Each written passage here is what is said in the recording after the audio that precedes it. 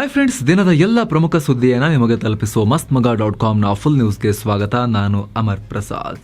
ಎರಡನೇ ಕಾರ್ಗಿಲ್ ಯುದ್ಧ ಮರುಕಳಿಸಬಹುದು ಅಂತ ಮಾಹಿತಿ ಹೊರಬಿದ್ದ ಬೆನ್ನಲ್ಲೇ, ಆ ರೀತಿ ವಿಶ್ಲೇಷಣೆ ಹೊರಬಿದ್ದ ಬೆನ್ನಲ್ಲೇ ಜಮ್ಮು ಕಾಶ್ಮೀರದಲ್ಲಿ, ಅದರಲ್ಲೂ ಕೂಡ ಜಮ್ಮುನಲ್ಲಿ ಸೇನೆ ಫುಲ್ ಅಲರ್ಟ್ ಆಗಿದೆ. ಉಗ್ರಗಾಮಿಗಳೊಂದಿಗೆ ಸೇರಿ ಪಾಕ್ನ ಬಾರ್ಡರ್ ಆಕ್ಷನ್ ಟೀಮ್ ದಾಳಿ ನಡೆಸೋಕೆ ಪ್ರಯತ್ನ ಪಟ್ಟ ಬೆನ್ನಲ್ಲೇ ಭಾರತೀಯ ಸೇನೆ SOG ಅಂದರೆ ವಿಶೇಷ ಕಾರ್ಯಾಚರಣೆ ನಡೆಸೋ 75ಕ್ಕೂ ಅಧಿಕ ಟೀಮ್ಗಳನ್ನು ಜಮ್ಮು ವ್ಯಾಪ್ತಿಯ ಅರಣ್ಯ ಪ್ರದೇಶದ ಒಳಗೆ ನಿಯೋಜಿಸಿದೆ. ಅಲ್ಲದೆ ಸೆಮಿ ಆಟೋಮ್ಯಾಟಿಕ್ ವೆಪನ್ಗಳೊಂದಿಗೆ, ಶಸ್ತ್ರಾಸ್ತ್ರಗಳೊಂದಿಗೆ ವಿಲೇಜ್ ಡಿಫೆನ್ಸ್ ಕಮಿಟಿಗಳಿಗೆ ರೆಗ್ಯುಲರ್ ಟ್ರೈನಿಂಗ್ ಕೂಡ ಕೊಡಲಾಗ್ತಾ ಇದೆ. ಅಂದರೆ ಉಗ್ರರ ವಿರುದ್ಧ ಜಮ್ಮು ಕಾಶ್ಮೀರದ ಹಳ್ಳಿಗಳಲ್ಲಿ ಸ್ಥಳೀಯರಿಗಾಗಿ, ಅದರಲ್ಲೂ ಕೂಡ ವಿಶೇಷವಾಗಿ ಹಿಂದೂಗಳ ಆತ್ಮರಕ್ಷಣೆಗಾಗಿ 1990ರಲ್ಲಿ ಈ ನಾಗರಿಕರ ಮಿಲಿಟರಿ ಪಡೆಗಳನ್ನು ಸ್ಥಾಪಿಸಲಾಗಿತ್ತು. ಈಗ ಈ ಕಮಿಟಿಗಳನ್ನು ಆಕ್ಟಿವೇಟ್ ಮಾಡೋದಲ್ಲದೆ ಮತ್ತಷ್ಟು ಸ್ಟ್ರಾಂಗ್ ಮಾಡೋಕೆ ಸೇನೆ ಟ್ರೈನಿಂಗ್ ಕೊಡ್ತಾ ಇದೆ. ಅದರ ಜೊತೆಗೆ ಉಗ್ರರು ಅವಿತುಕೊಳ್ಳೋ ಸಾಧ್ಯತೆ ಇರೋ ಸೊರಂಗಗಳು ಸೇರಿದಂತೆ ಇತರ ಕೆಲ ಪ್ರದೇಶಗಳ ಮೇಲೆ ಹದ್ದಿನ ಕಣ್ಣಿಟ್ಟು ಅಂತಹ ಜಾಗಗಳಲ್ಲಿ ಹೆಚ್ಚಿನ BSF ಪಡೆಗಳನ್ನು ನಿಯೋಜನೆ ಮಾಡಲಾಗ್ತಾ ಇದೆ. ಅಂದಹಾಗೆ ಪಾಕ್ನಿಂದ ಜಮ್ಮು ಕಾಶ್ಮೀರಕ್ಕೆ 30ರಿಂದ 40 ಉಗ್ರರಿರೋ ಟೀಮ್ ಬಂದಿದೆ ಅಂತ ವರದಿಯಾಗಿತ್ತು. ಅಲ್ಲದೆ ಈ ಉಗ್ರರೆಲ್ಲ ಜೈಷ್ ಉಗ್ರ ಸಂಘಟನೆಗೆ ಸೇರಿದವರಾಗಿದ್ದು, ಇವರೆಲ್ಲ ಕಾಶ್ಮೀರದ ಒಳಗೆ ನುಸುಳಿ ಈ ಕಥುವಾ, ದೋಡಾ, ಉಧಂಪುರ್, ಕಿಶ್ತ್ವಾರ್ ಹಾಗೂ ಸಾಂಬಾ ಪ್ರದೇಶಗಳ ಅರಣ್ಯಗಳಲ್ಲಿ ಅವಿತು ಕುಳಿತಿದ್ದಾರೆ ಅಂತ ಸೇನೆಗೆ ಮಾಹಿತಿ ಸಿಕ್ಕಿದೆ.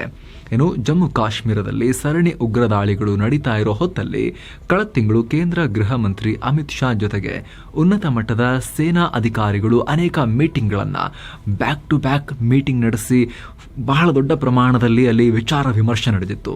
ಅದಾದ ಬಳಿಕ ಜಮ್ಮುನಲ್ಲಿ ಈ ದೊಡ್ಡ ಬೆಳವಣಿಗೆ ಆಗ್ತಾ ಇದೆ ಅನ್ನೋದು ಮಾಹಿತಿ ಲಭ್ಯವಾಗ್ತಾ ಇದೆ. ಇಡೀ ದೇಶವನ್ನೇ ಬೆಚ್ಚಿ ಬೀಳಿಸಿರೋ ಕೇರಳದ ವೈನಾಡು ಭೂ ಕುಸಿತದಲ್ಲಿ ಮೃತಪಟ್ಟವರ ಸಂಖ್ಯೆ 250ರ ಗಡಿ ದಾಟಿದೆ. ಅಲ್ಲದೆ ಘಟನೆಯಲ್ಲಿ 200ಕ್ಕೂ ಅಧಿಕ ಜನ ಇನ್ನೂ ನಾಪತ್ತೆ ಅನ್ನೋ ಆತಂಕಕಾರಿ ವಿಚಾರ ಹೊರಬಿದ್ದಿದೆ. ಇನ್ನು ಕಣಿವೆ ಪ್ರದೇಶದಲ್ಲಿ ಸಿಲುಕಿರೋ ಜನರನ್ನ ಹೊರತೆಗೆಯೋಕೆ NDRF ಸೇರಿದಂತೆ ಸೇನೆಯ ವಿವಿಧ ರಕ್ಷಣಾ ತಂಡಗಳು ತಮ್ಮ ಶೋಧ ಕಾರ್ಯಾಚರಣೆಯನ್ನ ಮುಂದುವರೆಸಿದ್ದಾರೆ. ಭೂ ಕುಸಿತದಿಂದ ಮನೆ ಕಳೆದುಕೊಂಡವರಿಗಾಗಿ ಸದ್ಯ 45 ನಿರಾಶ್ರಿತರ ಕೇಂದ್ರಗಳನ್ನು ತೆರೆಯಲಾಗಿದೆ. ಸದ್ಯ ಅವುಗಳಲ್ಲಿ 3069 ಜನ ತಂಗಿದ್ದಾರೆ. ಇನ್ನು ಲೋಕಸಭಾ ಅಧಿವೇಶನದಲ್ಲೂ ಕೂಡ ಕೇರಳ ವಿಚಾರ ತುಂಬಾ ಸದ್ದು ಮಾಡಿದೆ. ಕೇರಳದಲ್ಲಿ ಉಂಟಾಗಿರೋ ಲ್ಯಾಂಡ್ ಸ್ಲೈಡ್ಗೆ ಸಂಬಂಧಪಟ್ಟ ಹಾಗೆ ಜುಲೈ 23ನೇ ತಾರೀಕಿಗೆ ಕೇಂದ್ರ ಸರ್ಕಾರ ಕೇರಳ ಸರ್ಕಾರಕ್ಕೆ ಸೂಚನೆಯನ್ನು ಕೊಟ್ಟಿತ್ತು, ಮಾಹಿತಿಯನ್ನು ಕೊಟ್ಟಿತ್ತು.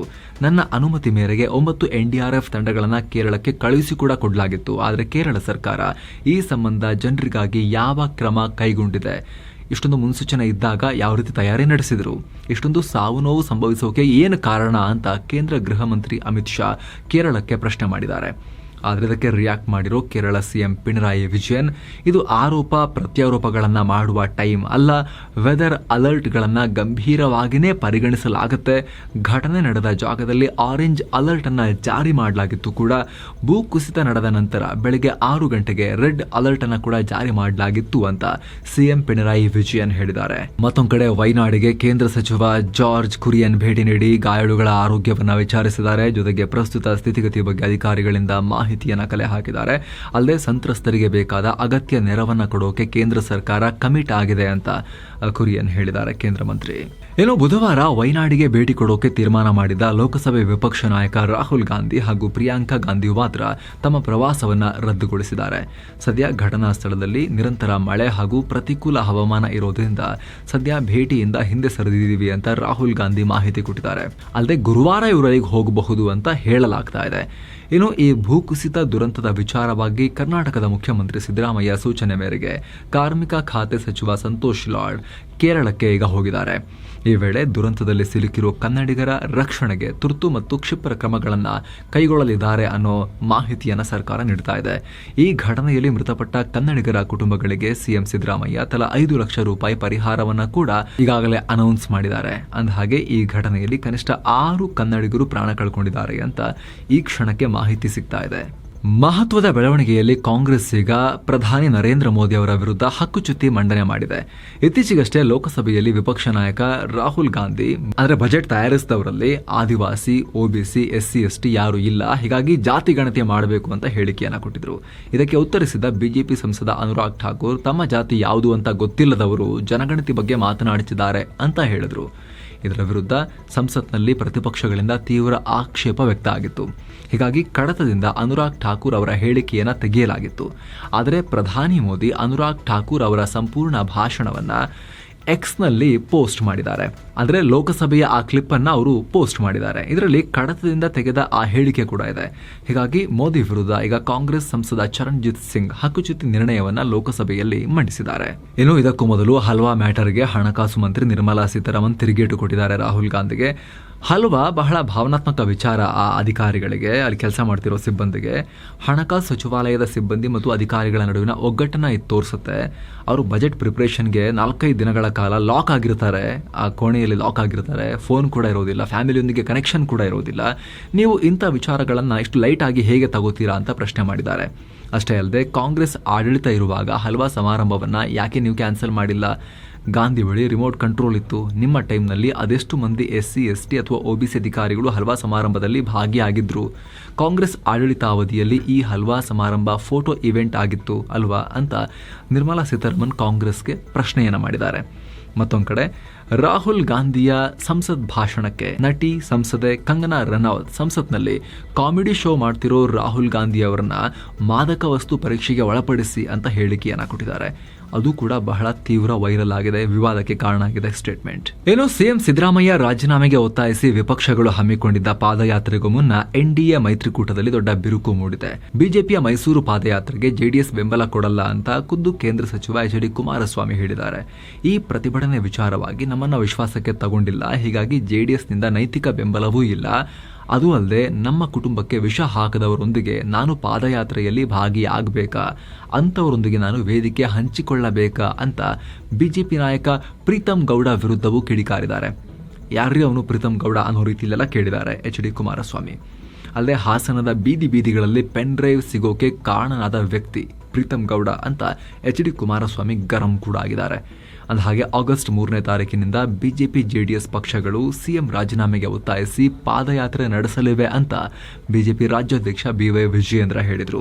ಆದರೆ ಈಗ JDS ಸಪೋರ್ಟ್ ಮಾಡಲ್ಲ ಅನ್ನೋದು ಸ್ಪಷ್ಟವಾಗಿದೆ. ಸಿಎಂ ಸಿದ್ದರಾಮಯ್ಯ ಮತ್ತು DCM DK ಶಿವಕುಮಾರ್ ದಿಲ್ಲಿಗೆ ಹೋಗಿ ಹೈಕಮಾಂಡ್ಗೆ ಮೂಡಾ ಮತ್ತು ವಾಲ್ಮೀಕಿ ಹಗರಣದ ರಿಪೋರ್ಟ್ ಕೊಟ್ಟಿದ್ದಾರೆ. ವಾಲ್ಮೀಕಿ ಹಗರಣದಲ್ಲಿ ಸಚಿವರಾಗಿದ್ದ P ನಾಗೇಂದ್ರರ ತಪ್ಪಿಲ್ಲ, ಹಗರಣ ಅಧಿಕಾರಿಗಳಿಂದ ಆಗಿದೆ. ಈ ಪ್ರಕರಣದಲ್ಲಿ ಕೇಂದ್ರ ಸರ್ಕಾರ ಲಾಭ ಮಾಡಿಕೊಳ್ತಿದೆ ಅಷ್ಟೇ ಅಂತ ಆರೋಪ ಮಾಡಿಬಂದಿದ್ದಾರೆ.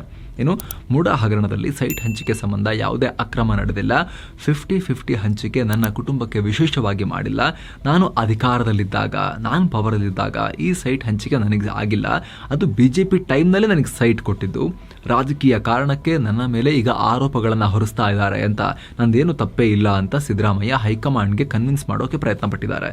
ಇನ್ನು ಈ ಹಗರಣಗಳ ಬಗ್ಗೆ ಮಲ್ಲಿಕಾರ್ಜುನ ಖರ್ಗೆ ಸಿಎಂ ಕಾರ್ಯದರ್ಶಿಯನ್ನ ಕೂಡ ವಿಚಾರಿಸಿ ಮಾಹಿತಿಯನ್ನು ಪಡ್ಕೊಂಡಿದ್ದಾರಂತೆ. ಇವೆಲ್ಲದರ ನಡುವೆ ಲೋಕಸಭಾ ಚುನಾವಣಾ ಸೋಲಿನ ಬಗ್ಗೆ ಕೂಡ ಚರ್ಚೆ ನಡೆಸಲಾಗಿದೆ ಅಂತ ವರದಿಯಾಗಿದೆ.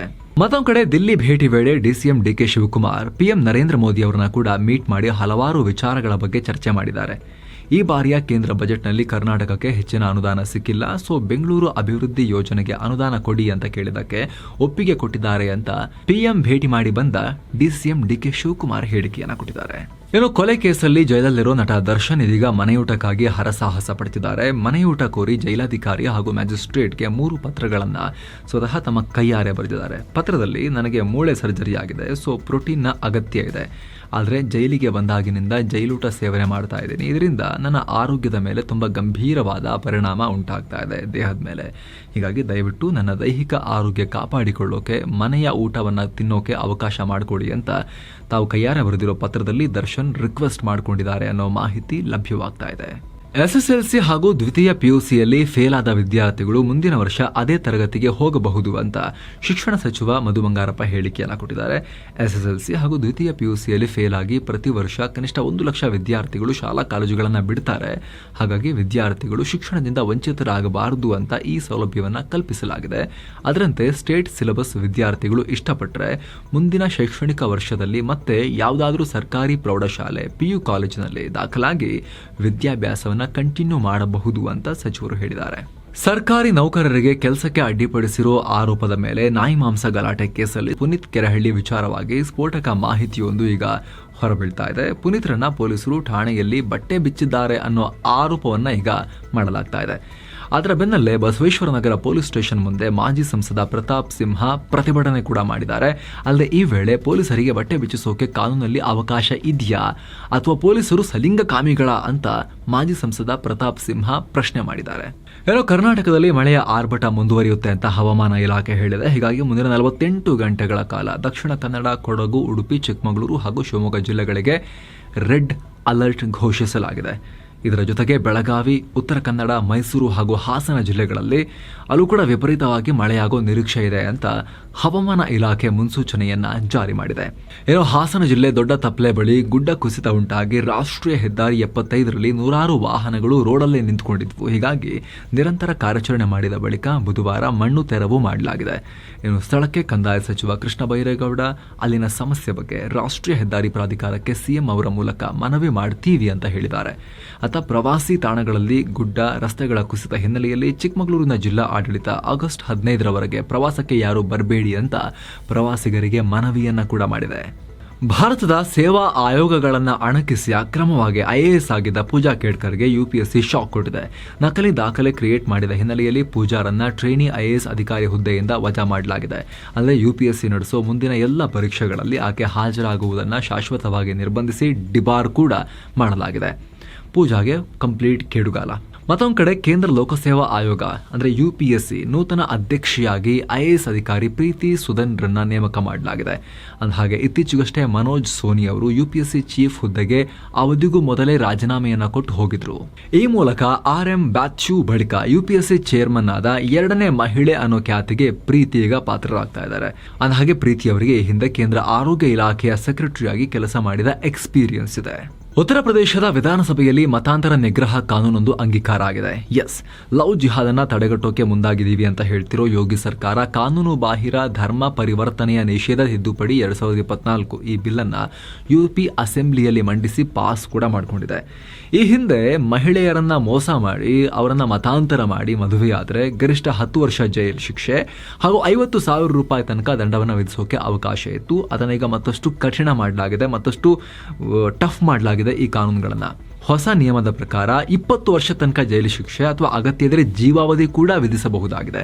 ಅಲ್ಲದೆ ಇಂತಹ ಮತಾಂತರ ಪ್ರಕರಣಗಳಲ್ಲಿ ಮೊದಲು ವಿಚಾರಣೆ ನಡೆಸಿ ಸಂತ್ರಸ್ತೆ ತಮ್ಮ ಪೋಷಕರೊಂದಿಗೆ ಒಂದು FIR ದಾಖಲು ಮಾಡಬೇಕಾಗಿತ್ತು. ಆದರೆ ಈಗ ವಂಚನೆಗೆ ಒಳಗಾದವರು ದೂರು ಕೊಟ್ಟರೆ FIR ದಾಖಲಿಸೋಕೆ ಅವಕಾಶವನ್ನು ಕೊಡಲಾಗಿದೆ. ಮತ್ತೊಂದು ಕಡೆ ಹಮಾಸ್ ಮುಖ್ಯಸ್ಥ ಇಸ್ಮಾಯಿಲ್ ಹನಿಯೆ ಹತ್ಯೆ ವಿಚಾರವಾಗಿ ಮಿಡಲ್ ಈಸ್ಟ್ನಲ್ಲಿ ತೀವ್ರ ಕೋಲಾಹಲ ಉಂಟಾಗಿದೆ. ಹಮಾಸ್ ಮುಖ್ಯಸ್ಥನ ಹತ್ಯೆಗೆ ಕೆರಳಿ ಕೆಂಡವಾಗಿರೋ ಇರಾನ್, ಯಾಕಂದ್ರೆ ಅವರು ನೆಲದಲ್ಲಿ ಹೋಗಿ ಹೊಡೆದಿದ್ದಾರಲ್ಲ, ಹೀಗಾಗಿ ಇರಾನ್ನ ಸುಪ್ರೀಂ ಲೀಡರ್ ಅಲಿ ಖಮೇನಿ ಇದಕ್ಕೆ ಪ್ರತಿಕಾರ ತಗೊಳ್ಳೋದು ನಮ್ಮ ಕರ್ತವ್ಯ, ಇಸ್ರೇಲ್ಗೆ ಬಹಳ ಕಠಿಣವಾದ ಶಿಕ್ಷೆ ಕೊಡ್ತೀವಿ ಅಂತ ಗುಡುಗಿದ್ದಾರೆ. ಹನಿಯೆ ಹತ್ಯೆಯಿಂದ ಇಸ್ರೇಲ್ನೊಂದಿಗಿನ ಯುದ್ಧ ಹೊಸ ಮಟ್ಟಕ್ಕೆ ತಲುಪಿದೆ ಅಂತ ಹಮಾಸ್ ಕೂಡ ಹೇಳಿಕೆಯನ್ನ ಜಾರಿ ಮಾಡಿದೆ. ಈ ಮೂಲಕ ಈಗ ಹಮಾಸ್ ಮತ್ತು ಇರಾನ್ ಎರಡೂ ಸೇರಿಕೊಂಡು ಇಸ್ರೇಲ್ ವಿರುದ್ಧ ಪ್ರತಿಕಾರ ತೀರಿಸಿಕೊಳ್ಳೋಕೆ ರೆಡಿ ಆಗ್ತಿರೋ ಲಕ್ಷಣ ಕಾಣಿಸ್ತಾ ಇದೆ. ಆದರೆ ಯುದ್ಧವನ್ನು ಹೆಚ್ಚಿಸೋಕೆ ಇಸ್ರೇಲ್ಗೆ ಇಷ್ಟ ಇಲ್ಲ. ಬದಲಿಗೆ ಏನೇ ಪರಿಸ್ಥಿತಿ ಬಂದರೂ ಕೂಡ ಫೇಸ್ ಮಾಡೋಕೆ ನಾವು ರೆಡಿ ಇದ್ದೀವಿ ಅಂತ ಇಸ್ರೇಲ್ನ ರಕ್ಷಣಾ ಸಚಿವ ಯೋವ್ ಗ್ಯಾಲೆಂಟ್ ಹೇಳಿಕೆಯನ್ನು ಕೊಟ್ಟಿದ್ದಾರೆ. ಹೀಗಾಗಿ ಸದ್ಯ ಮಿಡಲ್ ಈಸ್ಟ್ ನಲ್ಲಿ ಅತ್ಯಂತ ಉದ್ವಿಗ್ನ ವಾತಾವರಣ ನಿರ್ಮಾಣ ಆಗಿದೆ. ಯಾವ ಮೂಮೆಂಟ್ ನಲ್ಲಿ ಏನಾಗುತ್ತೋ, ಹೊಸ ಯುದ್ಧ ಶುರುವಾಗುತ್ತೋ ಅನ್ನೋ ಆತಂಕ ಮನೆ ಮಾಡಿದೆ. ಇರಾನ್ನ ತೆಹರಾನ್ನಲ್ಲಿ ಅಂತ್ಯಕ್ರಿಯೆಗೆ ಸಂಬಂಧಪಟ್ಟ ಕೆಲ ವಿಧಿವಿಧಾನಗಳನ್ನು ಮಾಡಿದ ಬಳಿಕ ಪಾರ್ಥಿವ ಶರೀರವನ್ನು ಫೈನಲ್ ಆಗಿ ಕತಾರ್ ರಾಜಧಾನಿ ದೋಹಾದಲ್ಲಿ ಸಮಾಧಿ ಮಾಡಲಾಗುತ್ತೆ ಅನ್ನೋ ಮಾಹಿತಿ ಬರ್ತಾ ಇದೆ. ಹನಿಯೆ ಹತ್ಯೆಗೆ ಚೀನಾ, ಪಾಕಿಸ್ತಾನ ಹಾಗೂ ಹಿಜ್ಬುಲ್ಲಾಗಳು ಖಂಡನೆ ವ್ಯಕ್ತಪಡಿಸಿದ್ದಾರೆ. ಈ ಹನಿಯೆ ಹತ್ಯೆ ಬಳಿಕ ಗಾಜಾ ಕದನ ವಿರಾಮ ಅಗತ್ಯವಾಗಿದೆ ಅಂತ ಅಮೆರಿಕದ secretary of state Antony Blinken ಹೇಳಿಕೆಯನ್ನು ಕೊಟ್ಟಿದ್ದಾರೆ. ಪ್ಯಾರಿಸ್ ಒಲಿಂಪಿಕ್ಸ್ನ ಬ್ಯಾಡ್ಮಿಂಟನ್ ಮ್ಯಾಚ್ನಲ್ಲಿ PV ಸಿಂಧು ಭರ್ಜರಿ ಗೆಲುವನ್ನು ದಾಖಲಿಸಿದ್ದಾರೆ. ಮಹಿಳಾ ಸಿಂಗಲ್ಸ್ನಲ್ಲಿ ನಡೆದ ಈ ಪಂದ್ಯದಲ್ಲಿ ಎಸ್ಟೋನಿಯಾದ ಕ್ರಿಸ್ಟಿನ್ ಖೂಬಾರನ್ನ ಮಣಿಸಿ ಭಾರತೀಯ ಬ್ಯಾಡ್ಮಿಂಟನ್ ತಾರೆ ಮುಂದಿನ ಹಂತಕ್ಕೀಗ ಹೋಗಿದ್ದಾರೆ. ಪದಕದ ಆಸೆಯನ್ನ ಹುಟ್ಟಿಸಿದ್ದಾರೆ. ಜಾಗತಿಕ ಮಾರ್ಕೆಟ್ಗಳ ಪಾಸಿಟಿವ್ ಟ್ರೆಂಡ್ನಿಂದಾಗಿ ಭಾರತದ ಷೇರುಪೇಟೆ ಗ್ರೀನ್ನಲ್ಲೇ ಎಂಡ್ ಆಗಿದೆ. ದೇಸಿ ಕಂಪನಿಗಳು ಚೇತರಿಸಿಕೊಂಡಿವೆ. ದಿನದ ವಹಿವಾಟಿನ ಅಂತ್ಯಕ್ಕೆ ಸೆನ್ಸೆಕ್ಸ್ 286 ಪಾಯಿಂಟ್ಸ್ ಏರಿಕೆಯಾಗಿ 81,741ಕ್ಕೆ ತಲುಪಿದೆ. ನಿಫ್ಟಿ 94 ಪಾಯಿಂಟ್ಸ್ ಏರಿಕೆಯಾಗಿ 24,951ಕ್ಕೆ ತಲುಪಿದೆ. ಸೆನ್ಸೆಕ್ಸ್ ನಲ್ಲಿ ಒಟ್ಟು 20 ಸ್ಟಾಕ್ಗಳು ಹಾಗೂ ನಿಫ್ಟಿಯಲ್ಲಿ ಒಟ್ಟು 34 ಸ್ಟಾಕ್ಗಳು ಹಸಿರು ಪಟ್ಟಿಯಲ್ಲಿ ಸೇರಿಕೊಂಡಿವೆ. ಡಾಲರ್ ಮುಂದೆ ರೂಪಾಯಿ ಮೌಲ್ಯ 2 ಪೈಸೆ ಕಮ್ಮಿಯಾಗಿ 83 ರೂಪಾಯಿ 70 ಪೈಸೆಯಾಗಿದೆ. ಚಿನ್ನ ಮತ್ತು ಬೆಳ್ಳಿ ಬೆಲೆ ವಿಚಾರಕ್ಕೆ ಬಂದರೆ 24 ಕ್ಯಾರೆಟ್ನ 10 ಗ್ರಾಂ ಚಿನ್ನದ ಬೆಲೆಯಲ್ಲಿ 629 ರೂಪಾಯಿ ಜಾಸ್ತಿಯಾಗಿ 69,309 ರೂಪಾಯಿ ಆಗಿದೆ. 22 ಕ್ಯಾರೆಟ್ನ 10 ಗ್ರಾಂ ಚಿನ್ನದ ಬೆಲೆಯಲ್ಲಿ 580 ರೂಪಾಯಿ ಜಾಸ್ತಿಯಾಗಿ 63,440 190 ರೂಪಾಯಿ ಆಗಿದೆ. 1 ಕೆಜಿ ಬೆಳ್ಳಿ ಬೆಲೆಯಲ್ಲಿ 1624 ರೂಪಾಯಿ ಜಾಸ್ತಿಯಾಗಿ 82,974 ರೂಪಾಯಿ ಆಗಿದೆ. ಸೊ ಫ್ರೆಂಡ್ಸ್, ಇದಾಗಿತ್ತು ಇವತ್ತಿನ ಫುಲ್ ನ್ಯೂಸ್. ನಾವು ಕುಯ್ದಿಲ್ಲ, ಎಳೆದಿಲ್ಲ, ಕಿರ್ಚಾಡಿಲ್ಲ, ಕೇವಲ ಸುದ್ದಿಯ ರೀತಿಯಲ್ಲಿ ನಿಮಗೆ ತಲುಪಿಸೋ ಪ್ರಯತ್ನವನ್ನು ಮಾಡಿದ್ದೀವಿ. ನಮ್ಮ ಈ ಪ್ರಯತ್ನ ನಿಮಗೆ ಇಷ್ಟ ಆಗ್ತಾ ಇದ್ರೆ ದಯವಿಟ್ಟು mastmaga.com ಚಾನಲ್ಗೆ ಸಬ್ಸ್ಕ್ರೈಬ್ ಮಾಡಿ, ಪಕ್ಕದ ಬೆಲ್ ಐಕಾನ್ ಮೇಲೆ ಕ್ಲಿಕ್ ಮಾಡೋದನ್ನು ಯಾವುದೇ ಕಾರಣಕ್ಕೂ ಮರಿಬೇಡಿ. Thank you so much. ಮತ್ತೆ ಭೇಟಿ ಆಗ್ತಿರೋಣ. ನಮಸ್ತೆ.